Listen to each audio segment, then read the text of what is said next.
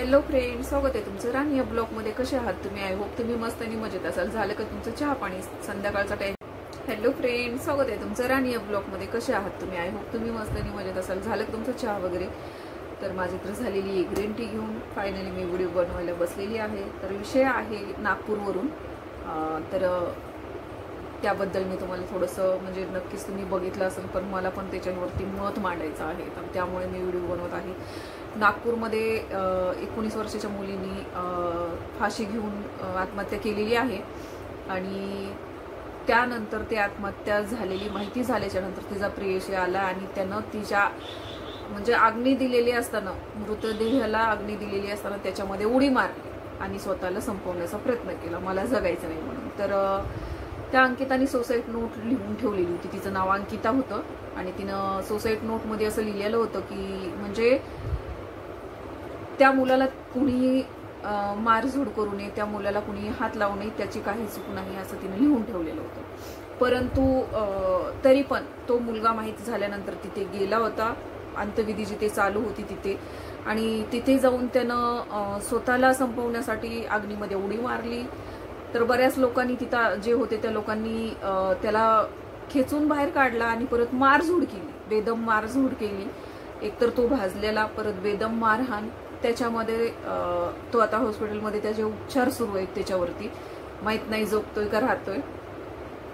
परंतु आता सुसाईडचा गुन्हा दाखल झाला त्या मुलावरती, प्लस ती मुलगी पण ह्या जगातून गेली. तर त्यांचं असं मैत्रीचं नातं होतं किंवा फ्रेंडशिप होती असं मत आहे, किंवा प्रेम होतं. परंतु किती वेड प्रेम होतं ना त्या मुलीचं. तिने स्वतःचा जीव दिला आणि हा मुलगा पण तिच्यावरती खरोखर प्रेम करत होता, म्हणूनच अग्नीत उडी मारली, मला पण नाही जगायचं म्हणून. तर कुठेतरी आईवडिलांनी थोडंफार समजून घ्या. मला माहितीये मलाच बोलणार आहेत, काही लोक मला बोलणार आहेत ह्याच्या माध्यमातून, काही लोक मला ज्ञान शिकवायला येणार आहेत बरं का. पण मी नाही आता त्याच्यावरती बोलणार. तुमचं जेव्हा मला कमेंट्स येतील त्याच्यावर मी रिॲक्ट करणार आणि तेव्हाच मी उत्तर देणार. मी पहिलंच काही बोलणार नाही. तर मला एक सांगायचंय की मुलं सहजपणे प्रेम करतात, सहजपणे मैत्री करतात, सहजपणे कुणाच्या पण झाशात येतात, एकत्र येतात, भेटतात, बोलतात आणि एकमेकाला जीव लावतात. आणि त्यानंतर घरच्यांनी नकार दिला किंवा घरच्यांचा विरोध असला की एकतर पळून जातात, नाही तर मग ते स्वतःचा जीव संपवतात.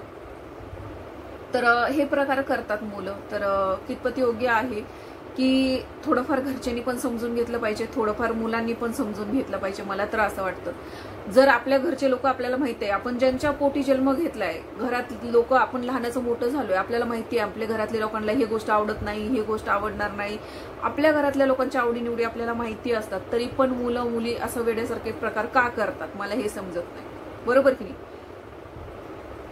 प्रेमाच्या विरोधात मी नाही मी विरोध करते त्या प्रेमाचा. परंतु माझं एक मत आहे की जर तुम्हाला घरातले लोक माहितीये की काय त्यांना आवडणार नाहीये, त्या गोष्टी तुम्ही का करता? जर तुम्हाला त्यांची साथच भेटणार नाही, तुमच्यासाठी त्यांच्याकडून होकारच येणार नाही, तर तुम्ही त्या गोष्टी का करतात? बरोबर की नाही? तुम्ही खरं सांगा, माझं काही चुकतंय का?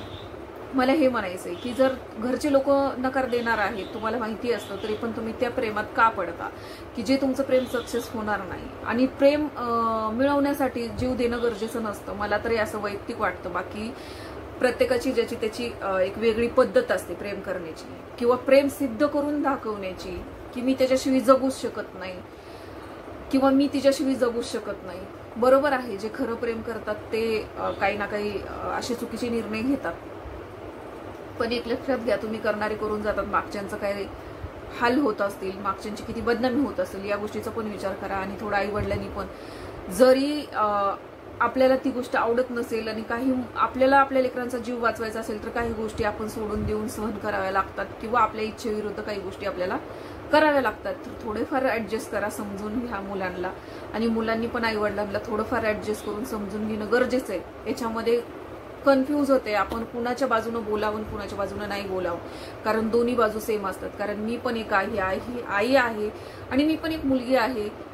तर प्रेमाची बाजू पण मला कधी कधी योग्य वाटते आणि कधी कधी आई वडिलांची बाजू पण योग्य वाटते. त्याच्यामुळे मी याच्यावरती जास्त काही बोलू शकत नाही. परंतु मला एकच सांगायचं ह्या व्हिडिओच्या माध्यमातून. प्रेम करता, खरं प्रेम असतं तेच लोक असं निर्णय घेतात जीव देण्याचा. आणि जर तुम्ही प्रेम करता तर प्रेम मिळालंच पाहिजे, किंवा प्रेम एकत्र राहूनच मिळवता येतं हे कितपत योग्य आहे. तुम्ही एखाद्यावरती आयुष्यभर असंच राहून एखाद्यावरती प्रेम करू शकता बरं का. आयुष्यभर त्याच्या नावाने तुम्ही एकटं राहून सुद्धा त्याच्यावरती प्रेम करू शकता. त्याच्यासोबत राहणं, त्याला मिळवणं हेच प्रेम नसतं. आणि स्वतःचा जीव संपवणं हे पण प्रेम नसतं. याच्याने प्रेम सिद्ध झालं का नाही झालं. ती मरून गेली, बरोबर की नाही, ती मरून गेली, हा हॉस्पिटलमध्ये, ह्याचं बी काही गॅरंटी नाही आहे कधी काय होईल. जगला तर ठीक आहे, नाही जगला तर जाणारच आहे तो पण. म्हणजे 2 जीव गेले की नाही हाकनात. म्हणून घरच्यांनी सुद्धा थोडंफार समजून घेऊन मुलांना थोडा फ्रीडम देऊन त्यांचं लग्न करून देण्याची संमती असावी. नसेल तर मग त्यांनी जे ज्या मुलं पळून जातात ना, ते तरी एक वेळा माणसाला जिवंत आहे असं ह्या जगात वाटतं. परंतु हे असं गेलेच तर मग ते डायरेक्टली जातात. शिवाय आता त्यांच्या गावात बदनामी झाली, चौकट बदनामी तर झाली, ती मुलगी पण गेली, म्हणजे सगळं ते हेच झालं ना, बघा ना आता. तर थोडंफार मुलींना मला सांगायचंय की प्रेम करताना थोडा विचार करा. आपल्या घरच्यांना त्या गोष्टीची तकलीफ नाही झाली पाहिजे. आपल्या घरच्यांनी त्या गोष्टी एक्सेप्ट केल्या पाहिजेत. आपल्या घरच्या लोकांना काय आवडतं, काय नाही आवडत या गोष्टींचा पण विचार करा. आपले घरचे लोक ही गोष्ट स्वीकारतील का ह्या गोष्टीचा विचार करा आणि मग पाऊल पुढे घ्या. प्रेम असतं, प्रेम सगळ्यांनाच होतं. बिना प्रेम करता ह्या जगातली कुठलीही व्यक्ती नाही आहे. परंतु प्रेम सुद्धा आपण म्हणजे मिळवणं हे प्रेम नाही माझ्या मते तरी. निस्वार्थ प्रेम करत राहणं हे प्रेम आहे. आणि एखाद्यासोबत नशीब लागतं, एखाद्यालाच भेटतं त्याचं प्रेम. काही जणाला प्रेम नाही भेटत तर त्याचा अर्थ असा होत नाही की आपण जगणं सोडून देतो. जगावं तर लागतंच, कारण हे माणूस जन्म परत परत नाही आहे, बरोबर की नाही. त्यामुळे तुम्हाला काय वाटतं नक्कीच सांगा. हा छोटासा व्हिडिओ माझा, ह्या लोकांनी जे केलं ते योग्य आहे का, तुम्हाला काय वाटतं. मला तर योग्य वाटत नाही आहे. स्वतःचा जीव संपवणं आणि प्रेम सिद्ध करून दाखवणं हे योग्य नाहीच आहे. आणि त्या मुलानं पण तिच्या प्रेमाखातीर खरंच सलाम करते मी त्या दोघांना पण, की कसलं प्रेम आहे. तिनं जीव दिला, फाशी घेतली, त्या मुलांनी तिच्या अग्नीत उडी टाकली, ह्याला म्हणतात प्रेम. परंतु हे दोघं एकत्र बी राहिले असते जर घरच्यांनी थोडंफार समजून घेतलं असतं. आणि त्या मुलीनं पण प्रेम करण्याच्या पहिलं समजून घेतलं असतं की माझ्या घरच्या लोकांना ते आवडेल का नाही, ह्या गोष्टीचा पण विचार केला असता तर आज दोघं बी जिकडे तिकडे सुखी असते. तर प्रेम करा. प्रेम करताना एक गोष्ट लक्षात ठेवा की आपल्या घरच्यांना कुठली गोष्ट आवडेल, कुठली गोष्ट आवडणार नाही, ह्या गोष्टीचा विचार करा. प्रत्येक गोष्ट तुम्हाला आवडते आणि ती भेटायलाच पाहिजे हे मनामध्ये ठेवून मुलांनी राहू नये. माझं तर असं मत आहे काय की ही गोष्ट मला आवडली आणि मला ही गोष्ट पाहिजे.